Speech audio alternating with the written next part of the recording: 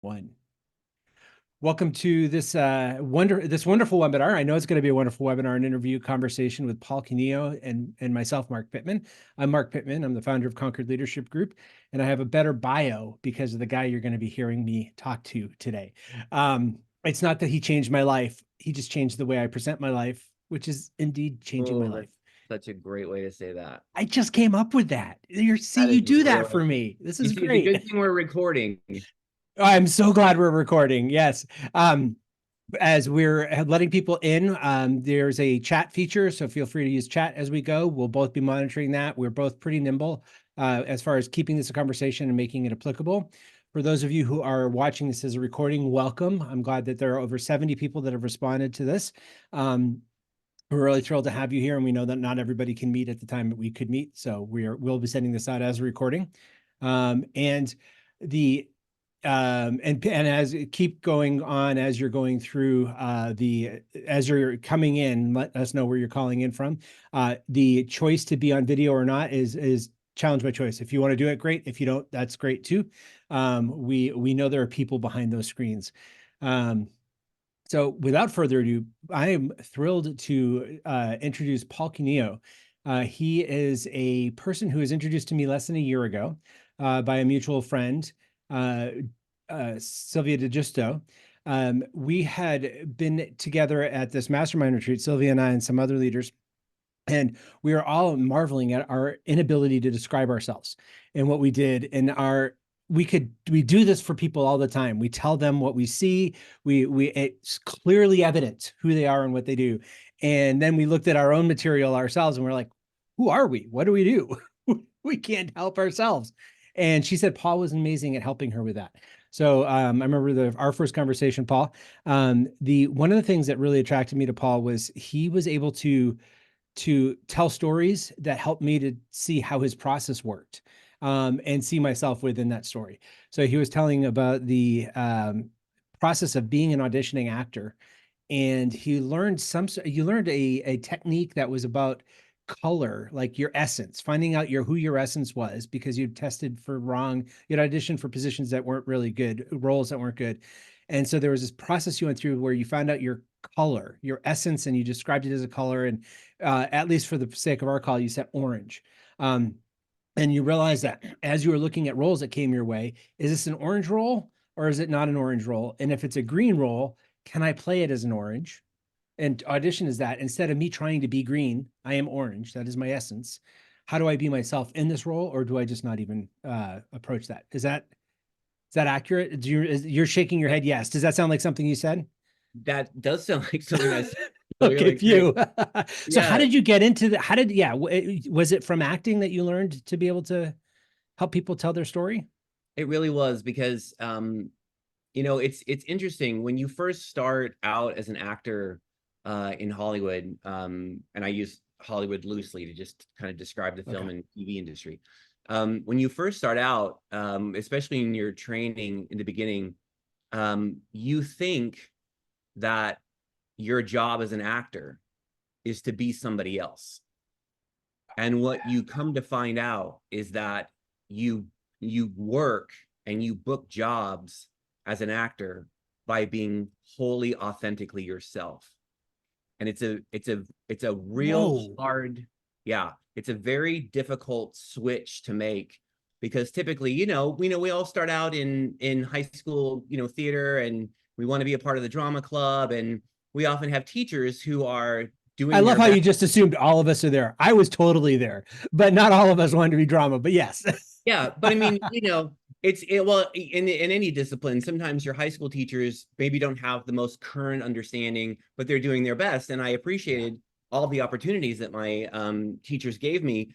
It's just that I was still coming from that place of, oh, I have to be somebody other than myself. That's my job, is to create a character. But what you come to find out is that the camera doesn't lie. And if you're trying to lie, it picks up on you. And so you have to figure out, how can I step into this role that is not me, but be myself? And so Wow. that was a great challenge for me. And one of the people who helped me through that was a man named Sam Christensen. And Sam Christensen is also the person who introduced me to the works of Carl Jung and Joseph Campbell and the hero's journey. And he had these workshops, which were all about discovering your personal myth, all about finding what your Wow. archetype is, looking at it through the lens of Jung and Campbell. And if you could understand your essence, then you understand as soon as you walk into a room what people are getting from you and what you're giving off. And as hard as you might try to be something other than who you really are, people are picking up on who you really are. And if you try to be something other than who you really are, then Wow. what people get is this weird, like, lack of alignment, this incongruity where it's like, okay, you're trying to be something that you're obviously not, and now I'm uncomfortable. And it's difficult for me to listen Wow. to. It's difficult for me to participate in what you're asking me to participate in because I'm picking up on kind of an intuitive level at an inauthentic, in something that's inauthentic, and it's bothering me.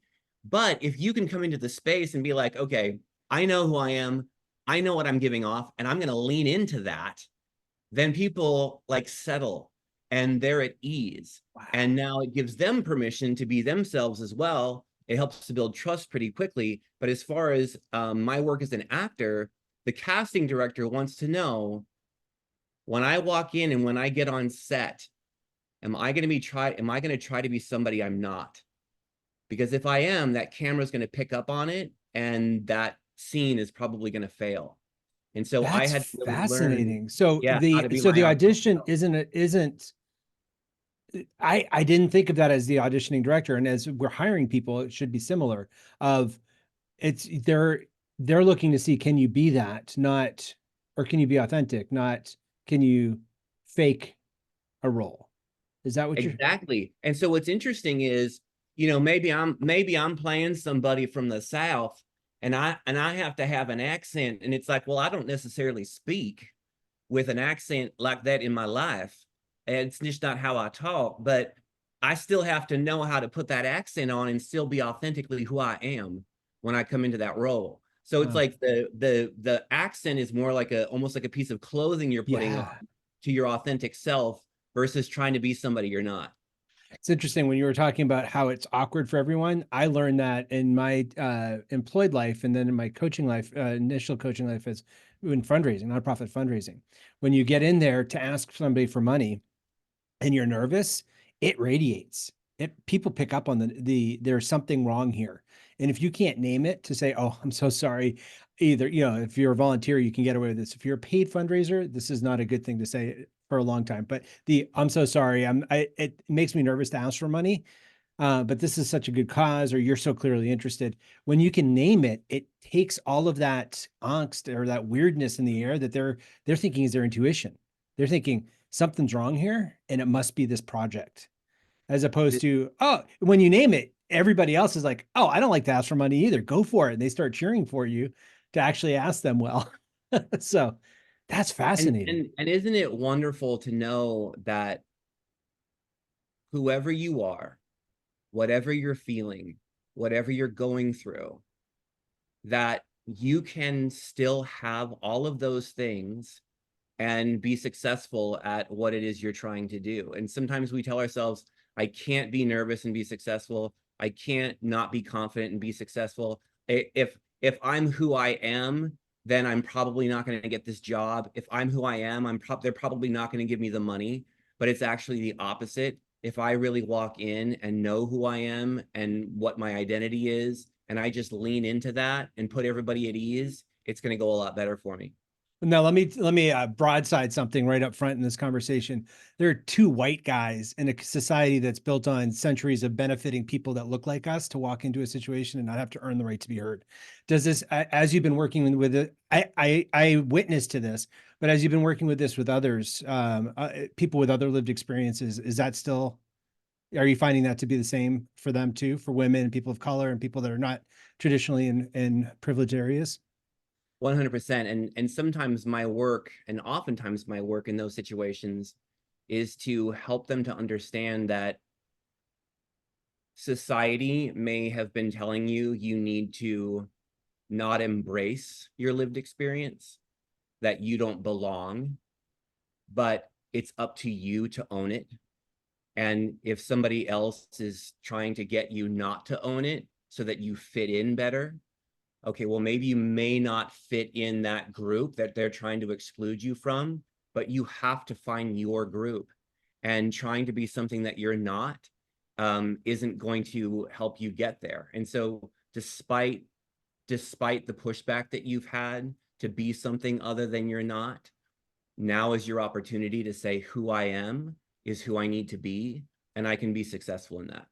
I love that. And that's, I know for part of me trying to, from the inside, dismantle aspects of systemic privilege. I notice that now, the stuff that comes up in me when I'm approached by somebody that just doesn't seem like that's how we play the game. I'm learning to step back and wonder, what game am I playing? Is it? Oh, that's such a great point. And I have to say, my clients have helped me to be more authentic because, when you're working with people who have been struggling to be their authentic selves, they have a pretty strong BS meter. And, I've had people help me to realize when I wasn't being authentic, and working with them. And it's a hard wake up call, but I think it's also why we're in this business, because we're trying to Yes. put ourselves in situations that are helping us to be more authentic. That's wonderful. Now I know that there's one way you work with people is taking them through an extremely lengthy process. One of my friends, I believe Just Pettit was one of the people that was bragging about you also, and including, and in addition to Sylvia, um, and the copious amounts of digging that you do to help people unearth their hero's journey. So I know we can't get into all of that on in an hour interview, but is there a way? Can you like tell us how? I think there's a lot of people right now that heard you say, "Yeah, I want to be authentic." They're like, "I'm with you, Paul. I want to be able to be myself. I feel like in my role as a boss or as a supervisor, I have to fake it until I make it," Mhm. which I think there's an aspect of you live into your new position. And so there's an aspect of faking it to make it, but there's also a really toxic, I'm just not myself, at work, and I'm myself somewhere else. So I think there's a lot of people that are probably just have chosen to be here. They're like, tell me more. How do I do this? So can you give some tips on how people can learn to find their true voice? Absolutely. And I'm going to just sort of flesh out a little bit more of that color theory that you were Awesome. talking about before. So, just to kind of elaborate a little bit more, I'm going to start from an acting perspective, and then I'm going to move into just whatever your position is, whatever career you've chosen. So, what I had to learn was let's say that let's call my essence a color, right? So let's say that I'm orange. And that's like when I walk into a room, I give off orange. Okay. So when I walk into a room, I give off orange, but a role comes through and it's for somebody who's green, right? That's like their essence, their color is green. Okay, so it just so happens that I had a headshot that my agent submitted. And if you look at that headshot, it's like, you know what? He does kind of come off as green in that headshot. And so some casting director's like, yeah, let's bring this guy in. And they're thinking I'm going to walk in green.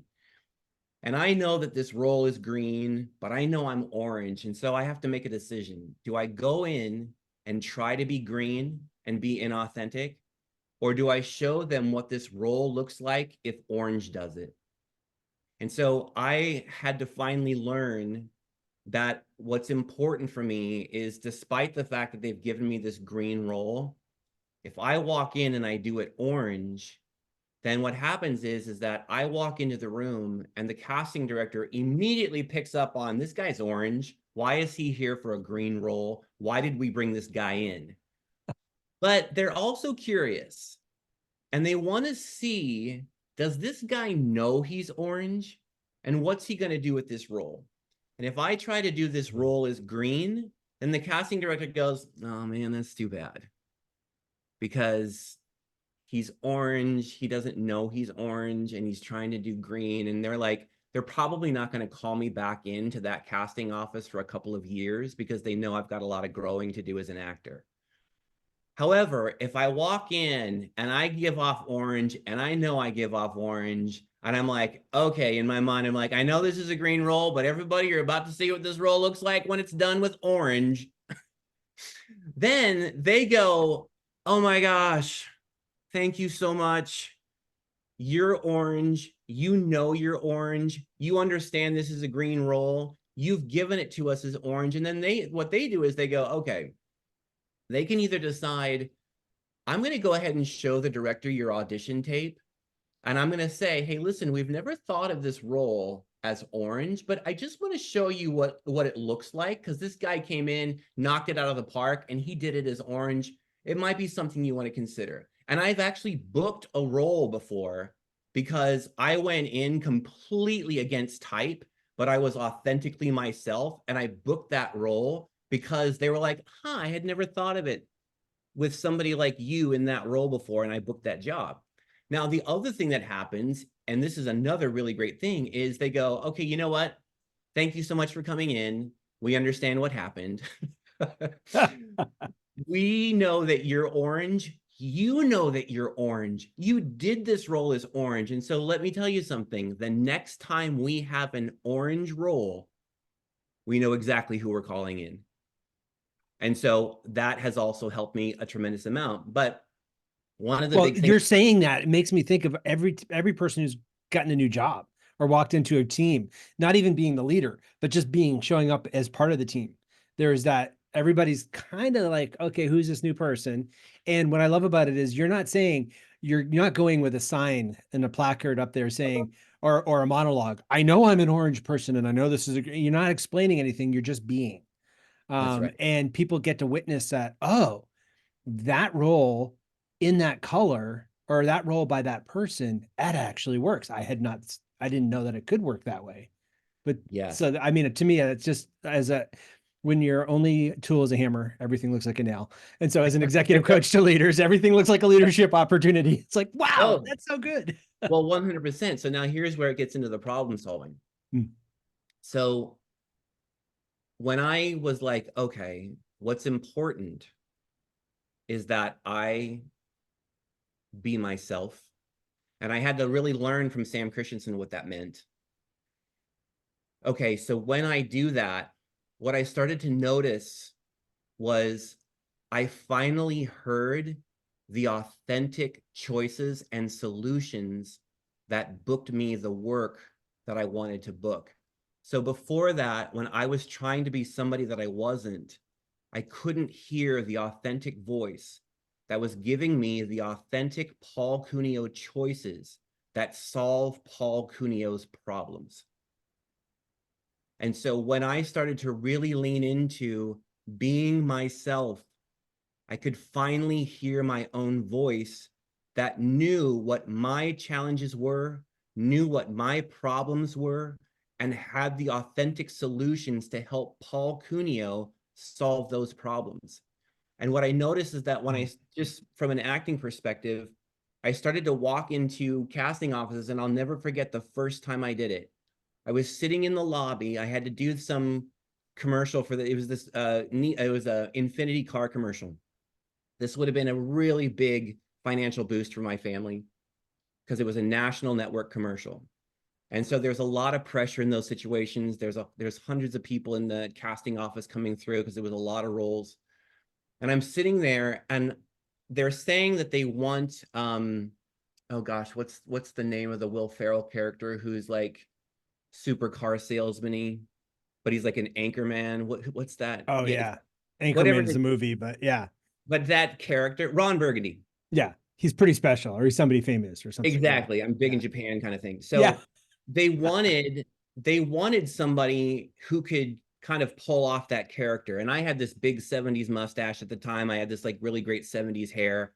And so it's like I looked the part, but I remember sitting in the casting office and thinking to myself, I want to start the audition leaning against the back wall with my butt toward them sticking out and kind of like really showing off, you know, like my awesome figure. And I had this like crazy 70s suit and I had these like sunglasses on. I was like, I want to put the sunglasses on. I want to lean against the back wall. And I want to kind of whip my head around and let the hair fly before I even say my first line.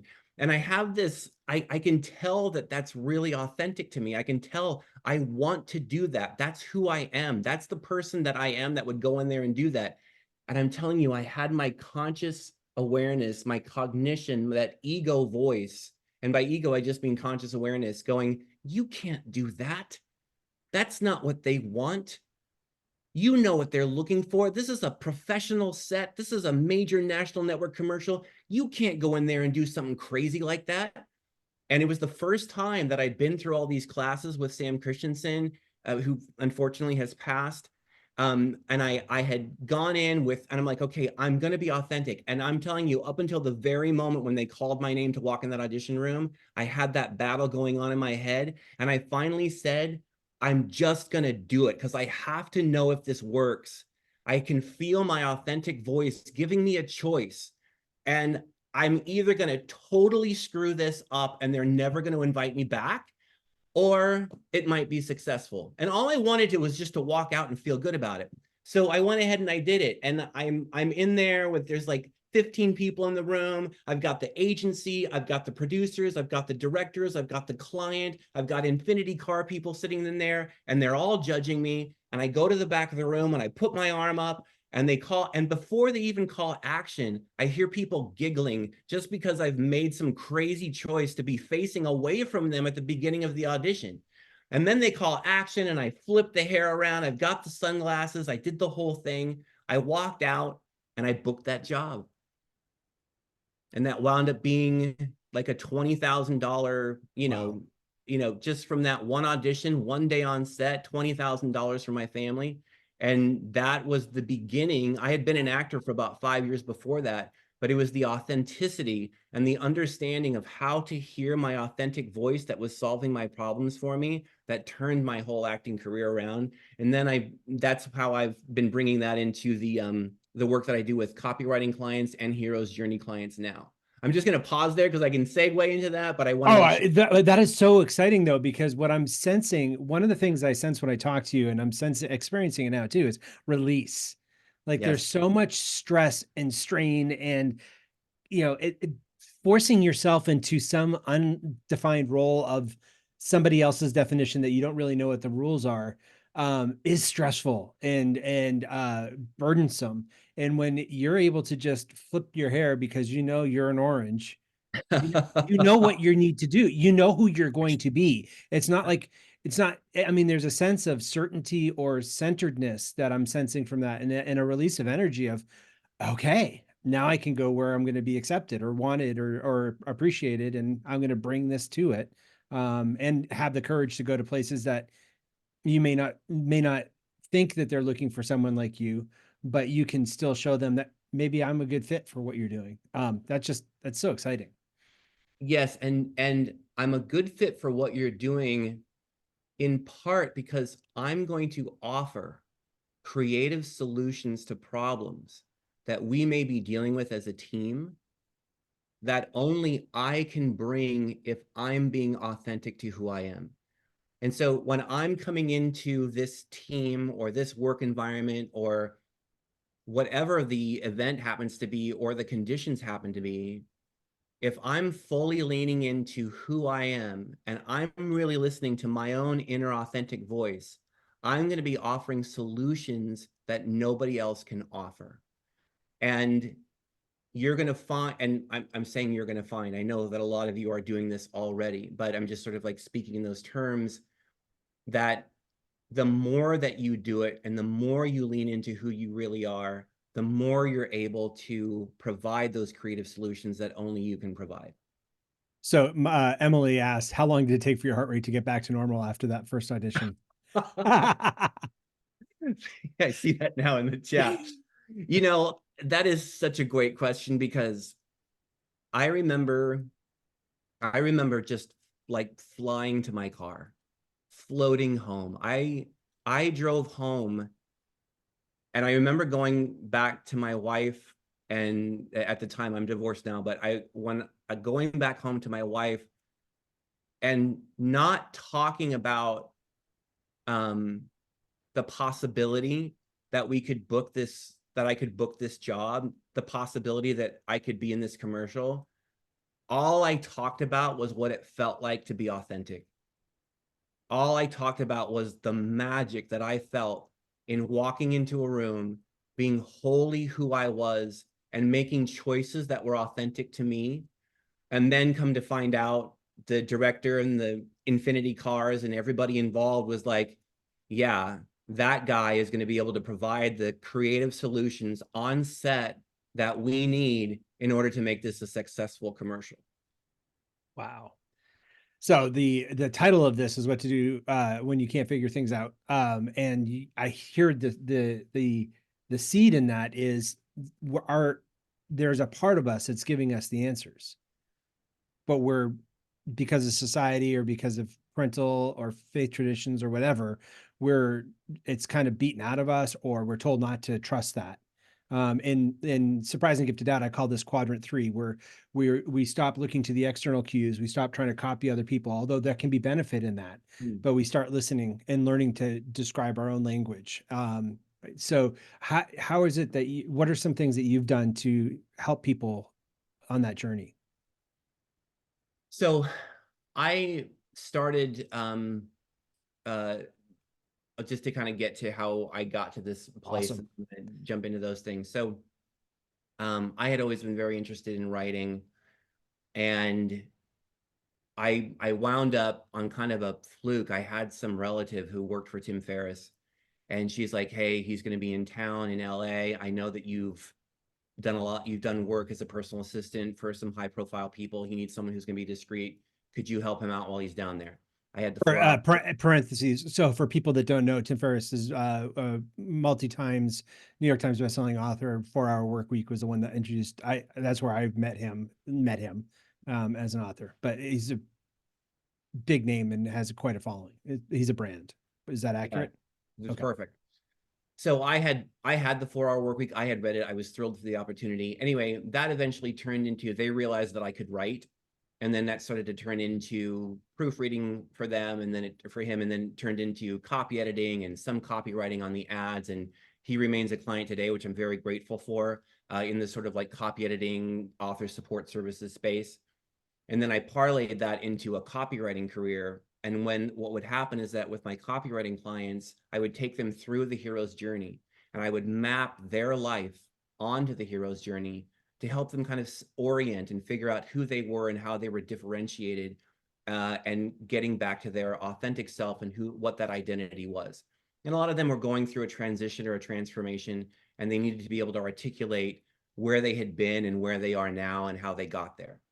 And so out of that work, what happened is that as a copywriter, that became the most profound experience, they would tell me, from the whole copywriting journey. It's like, yes, I got 4 pages for my website, but you're taking me through the hero's journey and mapping my life onto it and helping me understand what my authentic identity is right now and helping me to be able to articulate that. That was the most profound experience. And so what I started to do is to offer that to people who didn't need copy. And so now I work with a lot of people who have been going through a transition or a transformation, a metamorphosis, a reinvention, and oftentimes it's connected to their business, and they're trying to figure out who they are. And so we go through this whole process of mapping them onto the hero's journey.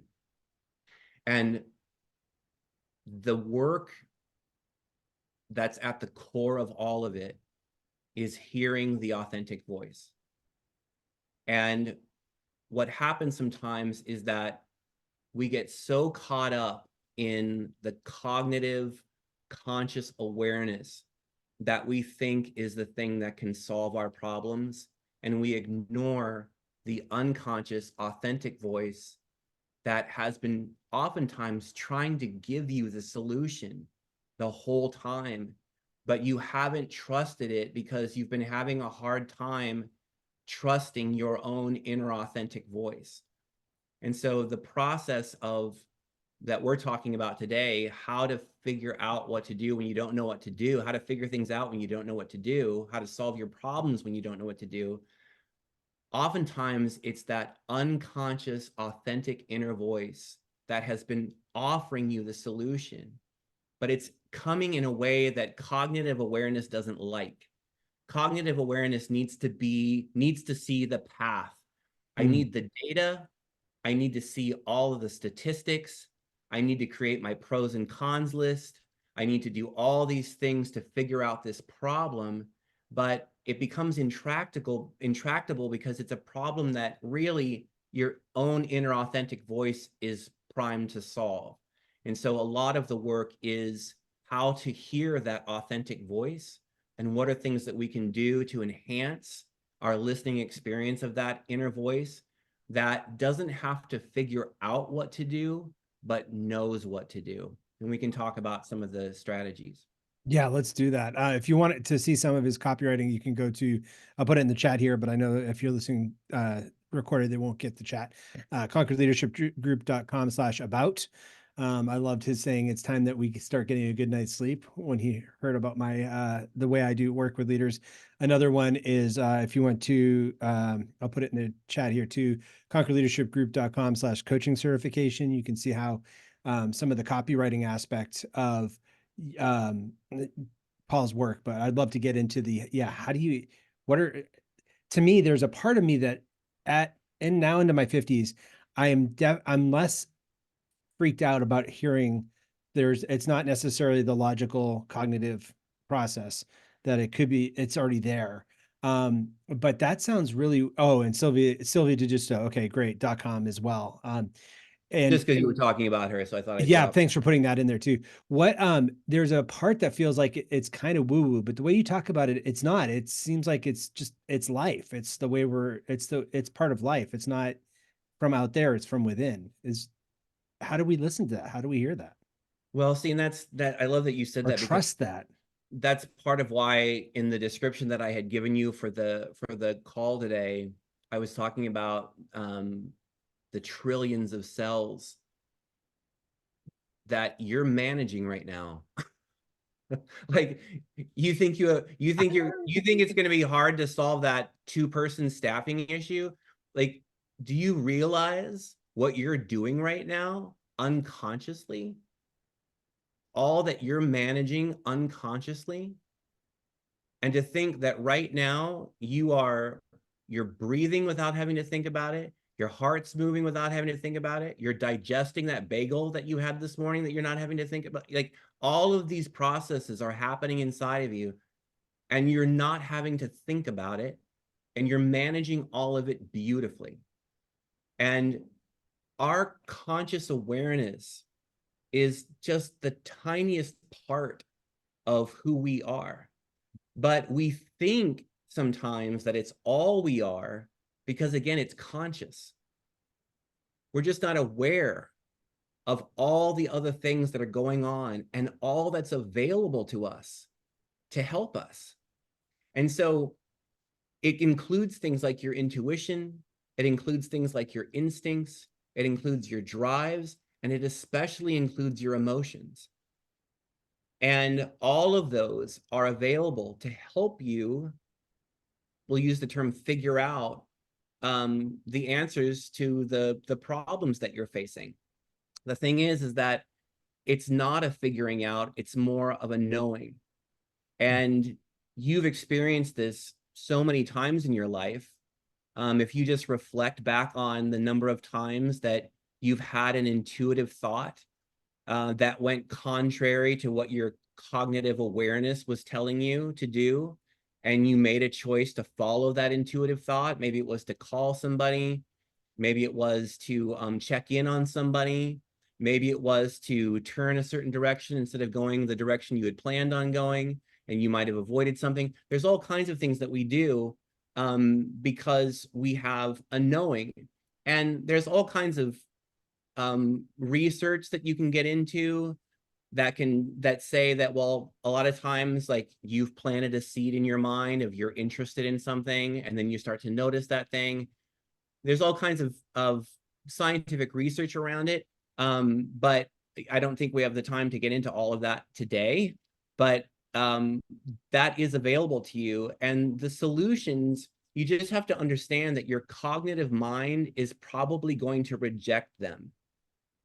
And it's hard to lean into some of the solutions that I'm about to offer you because your cognitive awareness becomes aware that you're telling it to let go of control. And your cognitive awareness doesn't want to let go of control. Your ego, which is just your cognitive awareness, it wants to manage everything. And I think we all have that person in our lives. I'm thinking of someone right now in my own life. I saw a face flash on your face. Yeah. We all have that person in our life who thinks their way is the best way. And it's like when there's a problem, they like try to move in and they muscle their way into the situation. And they're like, my way is the way we need to do this. And I'm going to make it happen. And it's like people get hurt and there are hurt feelings. And the outcome is kind of disastrous. There's like this wake of destruction. And like, yes, they got it done, but there's all this pain that they've left behind. And it's that person who tends to be really controlling. And that's what your cognitive mind is like. It thinks that its way is the only way to do this. And so you have to be able to say, I appreciate cognitive awareness, everything you do for me. Thank you so much for helping me get from the grocery store home. Thank you, because you're the one who knows I have to turn left on Static Voice Street in order to make it back to my apartment. Thank you for helping me make grocery lists. Thank you for helping me do addition and subtraction. I appreciate everything that you're doing for me, but you also don't have all the answers because obviously I'm facing an intractable problem and you haven't been able to solve it. So I'm going to ask you to take a break and I'm going to move over into some other solutions that are going to help me hear my authentic creative voice that knows the answer to this problem and is going to help me get there. And so the first thing that I'm going to offer to people is to just notice as you go through your day, how many times that voice is trying to speak to you. How many times in the smallest and biggest ways that authentic voice is speaking to you. And if you want to just think of it as your authentic voice, that's a great way to start. So for example, you might be in the grocery store. So wait, I want to get this right. I was thinking cognitive voice and judgmentalness, but you're not noticing, it's not awareness of how much you're being squashed on. It's noticing the authentic voice is what you're saying. Yes. And we're going to thank you so much. Okay. We're going to then get to the reaction. Okay. Phew. Cognitive awareness. Yeah. That's going to try to squash that voice. Okay. Okay. So let's imagine you're standing in line at the grocery store and we're kind of at the very beginning here. So we're just going to take little baby steps to kind of understand this process. So you're standing in line at the grocery store and you look behind you and the person behind you has 30 heads of lettuce in their grocery cart. And you can feel in that moment your own curiosity because there's 30 heads of lettuce in that cart. And you like, what is going on? And so you can feel your own authentic curiosity coming up. And you can also feel your own authentic voice that wants to know why that person has 30 heads of lettuce. And you can feel the emotion behind it. You can feel the joy. This is something I don't typically see. Why does this person have it? And then you can feel that little voice that's saying, ask her. Ask her why she has 30 heads of lettuce in your cart. And then right away, you can feel conscious awareness and the voice, the ego that's designed to protect you, that's going to come in and say, don't you do that. Don't make. We don't do that here. We don't talk to each other in line. Or, yeah, don't make a fool out of me. Interesting. She doesn't want to be talked to right now. You'll probably ask it the wrong way too. You're going to ask cabbage. It's probably not lettuce. Exactly. And now you're going to be embarrassed. And then you're going to have this like 10-second conversation about why she has the heads of lettuce, but you still have to stand in line for 60 more seconds. And now it's going to be awkward. And now what are you going to do? And it's like, you can hear that voice coming in. Excuse me, just a moment. I want to just check this chat real quick.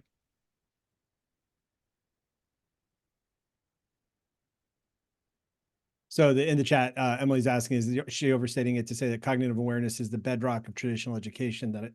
She said she spent 13 to 18 years cultivating and nurturing these teeny tiny part of my whole self. That's beautiful. Yeah, that's why I married her. That's just, yes, Emily, thank you so much. That is such a great insight. And, fortunately, it's changing a bit. Like, I'm happy to know that my kids who are in school right now, they're in a charter school here in LA, and teachers are recognizing more and more how important that creative, authentic voice is. And they're recognizing that people learn in different ways. And so that is a nice change that's been happening. But that is a great point, that traditional education really leans on cognition and solving problems through that cognitive awareness and figuring things out. And it's a hard pattern to break out of. So thank you for that. So now, I don't know if this is then, authentic self or cognitive self, but I'm aware that we have 15 minutes. So I want to honor people's time, but I also want to find out, what do we do with the lettuce? so there's two things to do. One, ask why they have 30 heads of lettuce in their cart. And what you're doing in that moment is you're saying, I can hear my authentic voice and I'm going to express it. And it may be a disaster, but if I don't start honoring the authentic voice inside of me, how am I going to hear it when I really need it? If I'm not used to paying attention to, listening to, and following the leadings of that voice, when I really, really need it, how am I going to access it? How am I going to know when it's speaking to me? And so if you can, in that moment, turn around and say, 30 heads of lettuce, wow, however it comes out. Yeah. And you are not responsible for how they feel after that. And sometimes a lot of us were raised to feel responsible for other people's emotions. But you did nothing wrong. You're trying to listen to that authentic voice. And who knows what will happen next? They might just go, yeah. And you're like, okay. 60 seconds to wait in the line. They're not playing. Speed it up, clerk. Well, I think one thing that's interesting, there's so much that's interesting, but one of the things that I think is really, really profound about this is it's based in curiosity. It's not based in judgment. It's not based in ridicule, certainty. It's based in a great unknowing. And so that there's a different quality of question that comes out when it starts with curiosity. And I think that's really, I love that you're saying that. We call this voice oftentimes the inner nudge. And I love that you also tied it to getting it wrong. Like years and decades ago, it was trying to figure out, I don't know, how am I going to know if this is the right voice or not? I will just try, and I'll hold loosely to the outcomes, and I won't, punish other people for not responding the right way, the way that I know that they're supposed to respond, which is what, yeah. So I love that loose holding. That's really cool. And remind yourself, my goal is not to have a great conversation. My goal in this moment is simply to honor my inner authentic voice. And if you just speak it, you hit your goal. You did it. And it may turn into a fun conversation. And like Emily's saying here, you also might have made a connection with their authentic self, which is so beautiful. And believe me, I do this all the time. My kids are just like, Dad, do you have to compliment everybody? Dad, do you have to? Do you see Emily? She's just like, she's cracking up. That's great. And it's like, well, I'm just constantly in the process of honoring that voice. And so here's the thing though, if you have trouble in that moment, if you have trouble giving vocality, saying it out loud, all I want you to do is I want you to just say, okay, inner voice, I hear you. I can't do it right now, but I want you to know I heard you. I heard that you want me to talk to this person and ask them, Why do they have those heads of lettuce? I'm aware that I'm curious. I'm aware of what I'm feeling. I can hear you. I'm not ready to do it right now. And just take as much time as you need in your life just to acknowledge the voice and say, I heard you. I'm not ready to follow the leading right now, but I heard it. I love And that because the grocery store could be a lower barrier for some people than work. Like yes, saying something to your boss, you get the authentic voice and you're like, there's a whole lot of risk here. And so that I love that you can still build the muscle or build the awareness by listening, even in a high risk situation, by just acknowledging, yeah, okay, I got that. I heard that. I'm not there yet. yes.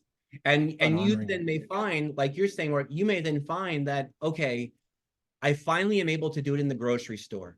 I'm not quite ready to do it at work, but I've gotten to a place where I can do it in the grocery store. I did it in line at the post office yesterday. And I am at the point where when I'm at work, I hear the voice and I acknowledge it. There was a time in my life when I'm at work and I know the voice was coming up, and it's so crazy how fast the ego, and by ego, I just mean that part of yourself that's trying to protect you, right? That sort of Right. primal inner voice that's saying, don't do that because you're going to expose yourself. You're coming out of the forest now. The wild wolves and tigers can see you, and you might get hurt or worse, killed. This could end your career if you say this. And so it's just trying to protect you. It's doing its job. It's the one that's getting you home by telling you to turn left on Satakoy. Great, but that's your place over here. Mm. I'm trying to learn to trust my own inner creative voice. And I'm starting to work into that at work where I'm saying, I heard you. I'm just not ready to say it to my boss yet. That's interesting because the way that we in the Enneagram world that I'm in, the which is a personality profile, and you can Google it if you want Enneagram. But they one of the things that the teachers I listen to say is that those are things, the patterns we live through early on in life, we do to guard us. We find out there's this is a threatening place to live, and there is a safe here's a safe way to sit and navigate through. But that guard becomes the armor becomes the jail that confines us that from then on, because there's a part of us that we need to grow beyond that.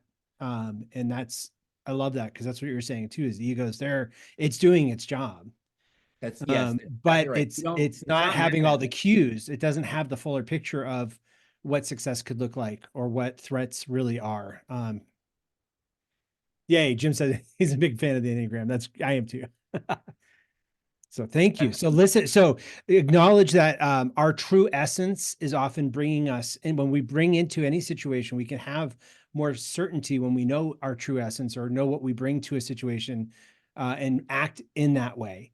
Listen, knowing that our cognitive part is just a small part, that we're actually doing amazing things on a minute by minute basis by existing as human beings at Yes, whatever state we're existing in. Realizing that the ego is a little bit of is there to protect us, and so it is doing a job, even if it's not a helpful job at this time.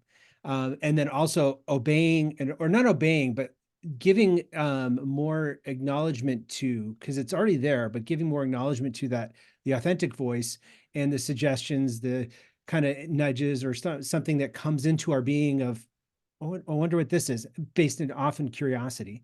And then either tentatively saying, hey, I acknowledge you, inner voice, I get it, or authentic voice, I hear that. I do hear that. I'm not ready to say something. Or taking the risk and knowing that you could fall flat on your face.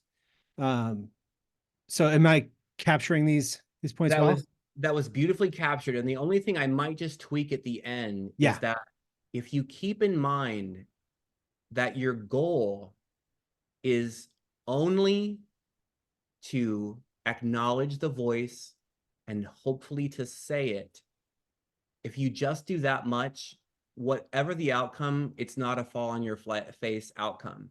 Because Wow. the only goal in that moment, and I had to do this as an actor, I I would can walk into imagine. an Yeah. audition and I would say to myself before the audition,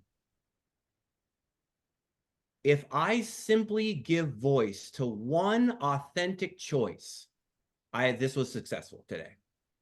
I don't care if I book this. I don't care if I get a call back. I don't care. I am Or if I was authentic the whole time, it was just one authentic choice. That's Oh, I wow. am only concerned right now. I'm only interested in being my authentic self. And if I do one thing in this audition that was an authentic choice, this was a successful audition. And it's just kind of a way to reframe your Wow. moments to make it more about your personal growth rather than other outcomes that are important to other people. And I'm not saying that they're not important, but we're just talking about listening to our inner voice and finding the place in ourselves where we can start to say it out loud or follow it through in our actions and acknowledge it.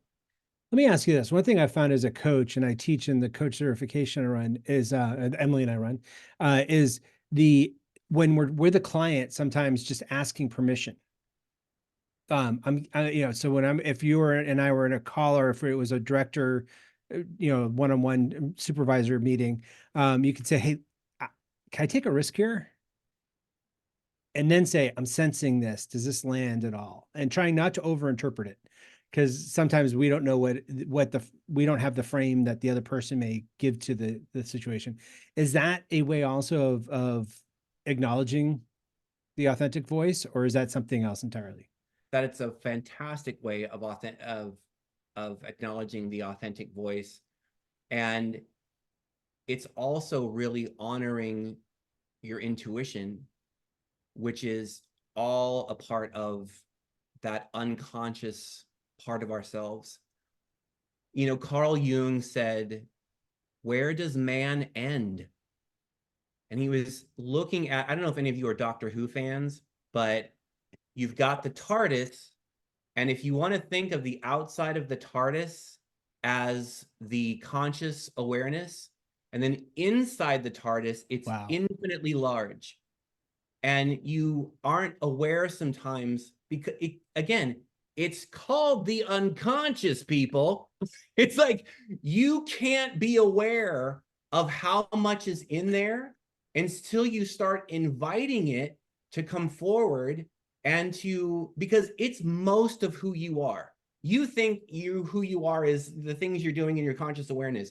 I'm telling you, what's in your unconscious is most of who you are. And you're just now taking a moment to say, I know that I am much more than I appear to be. And I'm going to give that part of myself an opportunity to come forward to help me solve the things that are going on in my life. I know that I am much more in this moment than I appear to be, and I'm going to allow those things to come forward. That part of the rest of myself to come forward to help me solve this thing in my life. Yes. So many snippets through this conversation. I've thought I want that as my meditation tape. I want that in my Headspace app. I want Paul's voice saying, "You're already doing great things." I want Paul's voice saying, "That is really, really good. You are bigger." Yeah, you're bigger on the inside. Emily says, "We're all walking Yes. TARDISes, I guess. I don't know." Yes. Yes. And I'm telling you, these little moments that you honor in the grocery store, eventually at work, those are the little keys that open the big doors. Because again, it's like it's gonna turn into when push comes to shove and rubber meets the road and you really need a solution to an intractable problem that your conscious awareness can't figure out, you know how to listen to the unconscious that has been taking in more information than you can possibly understand and has a resource of so much that you aren't even aware of to draw from to help you solve those things in your life. I love that you've given us something that we can all do. I actually thought we were going to walk out of here with like 16 steps of the mountain to climb up the hero's journey, or some Sisyphean tasks so that the rock doesn't keep rolling down, or that we keep it down instead of putting it back, whatever. But this is something we could just start doing right now. One thing I do want to do is for all of you that are attending and watching this, there was as a recording, this is a new thing that we're doing. I like Paul a lot. I wanted to introduce him to the people that I'm connected with. And so I would love to have your feedback to know, is this helpful? Is this something that we should keep doing? And so I put a code, hero values. If you put that in there, there's some questions that is Marc's inspiring? Is Marc whatever? Think about it as, was this session inspiring? And then there's a question too of if you'd like to hear more from Paul. because I'm going to hear more from him. And if you'd like us to figure out a way to work that together, that would be great. I know I've got more to learn. Hero Values will also give you a free PDF of a values inventory. That is where I started finding some of my authentic voice, was just unearthing my values, being really clear of, oh, I value independence. So maybe that means when I'm in a team, I need to shift in a different way or modulate so that I can be authentically myself and not blow the team apart. So if you can also go to talk.ac/Marc A. Pitman and enter hero values, it'll get you there. But Paul, where can people find you? And how can they connect with you if they want to learn more? Yes, let me type into the chat my website. Well, here, I'll just put my email address. Okay, and I'm going to stop the screen share because I like seeing us instead of QR codes. So I just dropped into the chat my email address, which is paul@paulwrites.media. My website's just paulwrites.media. Very simple site, just kind of lets you know about. So my slogan for copywriting is connection before transaction. And my slogan for the Hero's Journey work is orientation before transformation. And that's basically my entire website. So could you repeat those again? You can just write to me if you're interested in talking to me further. I'm sorry? Could you repeat both of those again? Yes. So my motto for copywriting is connection before transaction. And for the Hero's Journey work and the identity work is orientation before transformation. You have to know where you are before you can transform. But I just want to be transformed. I don't even know where I am, and I don't know what transformation looks like, but just make me different. That's interesting.